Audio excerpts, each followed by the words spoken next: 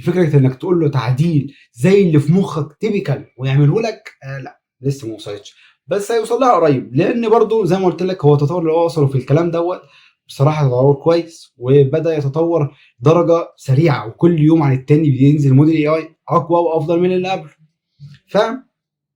فالحاجتين دول من أسرع المجالات اللي هو أنا شايفهم بصراحة كده يعني هيتاخدوا في الرجلين بسرعة، والAI يعرف يدخل في المجالين دول بقوة شديدة جدًا. زي ما قُلت لك هيوصل لدرجة إنسان، أكنك بتكلم إنسان، يالّا خُد التفاصيل المبدئية، يالّا ابدع لي فيها.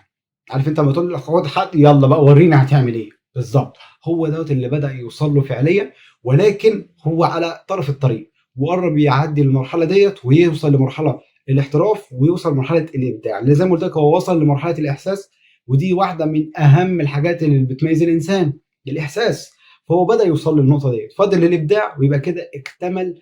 زي ما بتقول كده إنسان نُصّه آلي ونُصّه بشري.